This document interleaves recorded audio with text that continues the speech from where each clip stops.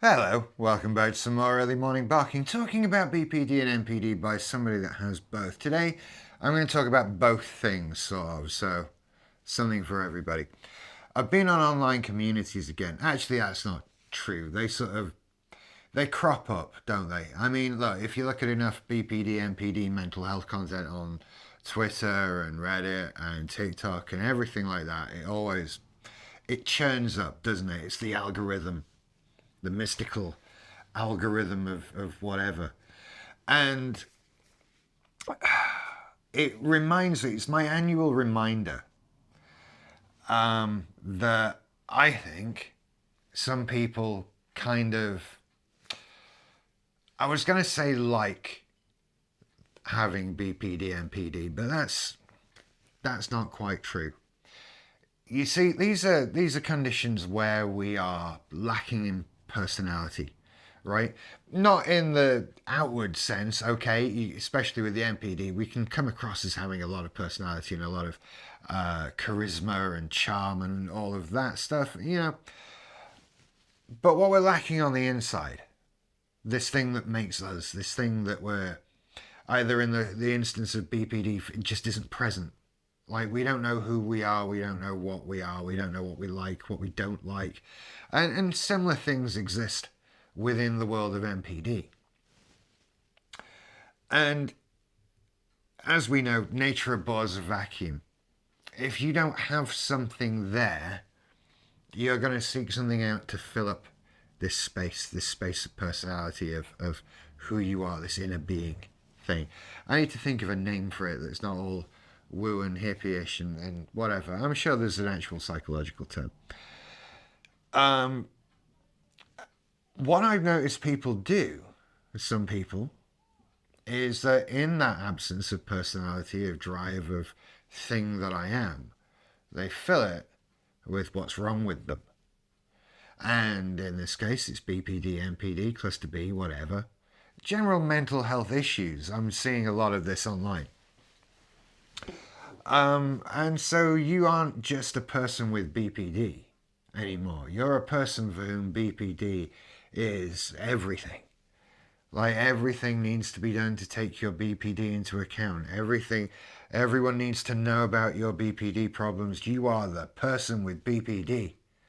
And you know all this stuff. You have all your limitations. But what you're not doing at any point is anything about it.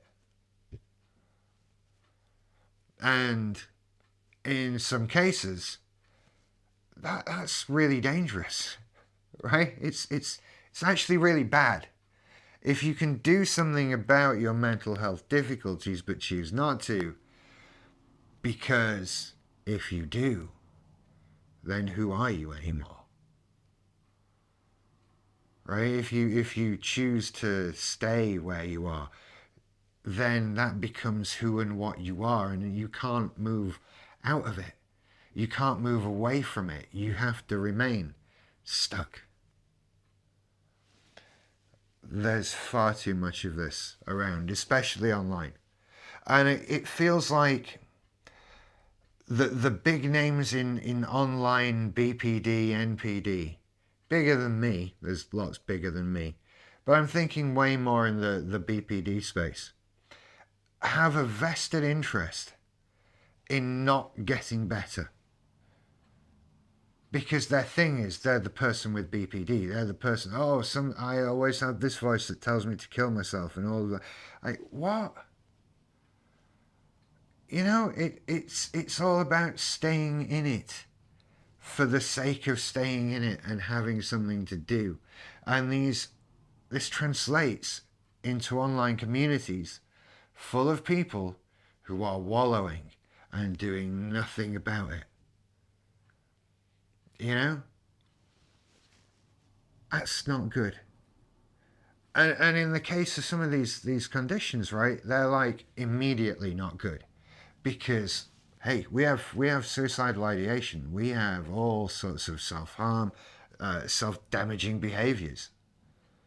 Right? If you're not going to move out of these, if you're not going to make an attempt to get better, to find help, to do the work and all of that sort of thing, You might be stuck in this pattern of suicidal ideation and self-harm. You can only literally survive that for so long, right? Not getting better or worrying about getting better because of having so much wrapped up in this is so damaging. And yet we do it to ourselves. We do it because, like I say, there's a lack of anything else. Perhaps we've actually found some sort of community, some community of people online who are also keeping themselves there. Because better the devil you know, right? Out there is scary. Removing that blanket of sadness, that blanket of shame and guilt and all the other blankets, and going out into the world without blankets to face life is scary.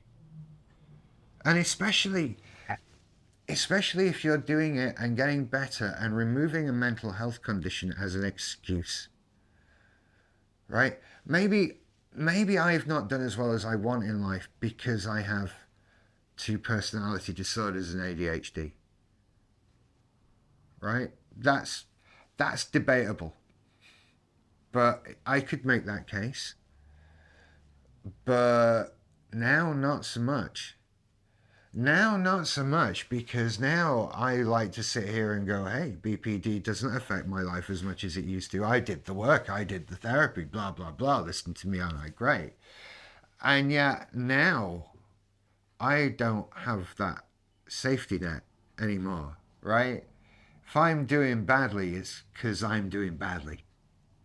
Yeah, sure, there's emotional oscillations. I have good times and bad times still, and I do more in good times than I do in bad. But overall, I'm nothing like I used to be with this. Nothing, not even close. So I can't blame BPD anymore, right? These screw-ups are my screw-ups. All right, you know, I'm blaming ADHD for it all. Well, I'll go with that. But that's just my luck with that one. You know, you don't have that excuse necessarily. So we have to keep getting better, because otherwise I'm just going to wallow. And I have to find that thing that is out there that I'm going to replace all this emptiness with. Well, I've done that somewhat. But it's scary. What is out there? What are you gonna do? Who are you? What are you gonna find? You've not found anything so far, so why are you gonna find anything soon? Well, it's doable. It's doable. I did it. Others do it. I'm not special or unique or better or clever or anything like that. I just did therapy. Do therapy.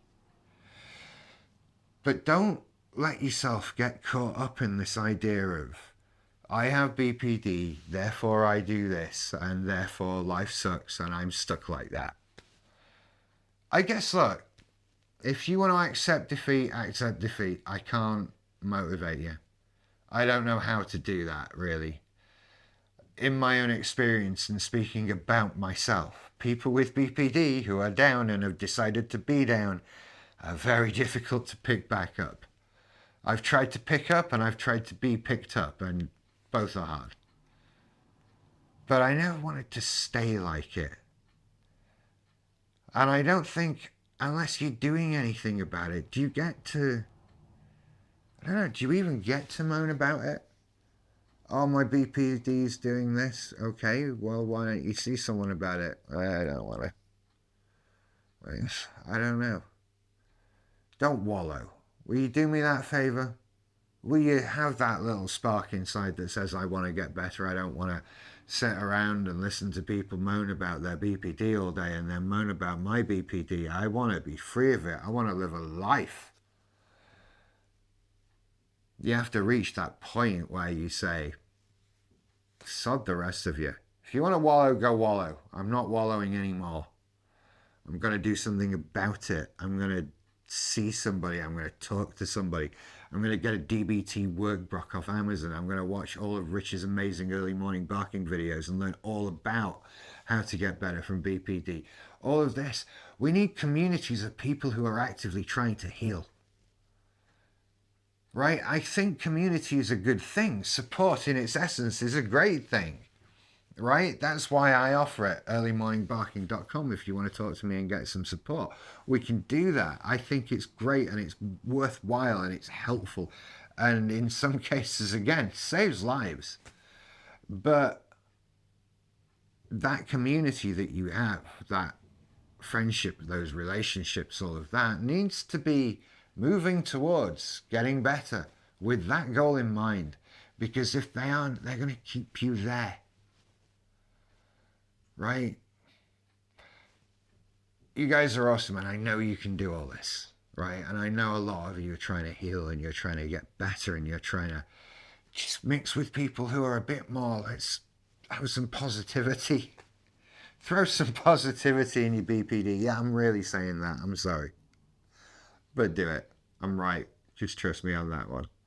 Anyway, thank you for watching my video. I'm trying to make them a bit more frequent now. But, you know, anyway. Go and check out earlymorningbarking.com where you'll find links to get one-on-ones and books. Get some stickers like these on my laptop with a little cartoon doggy. I don't know if you can see. And things like that. It's all good. Helps me out, supports the channel. And of course, everything over at patreon.com/earlymorningbarking. You lot take care. I'll see you later. Bye-bye.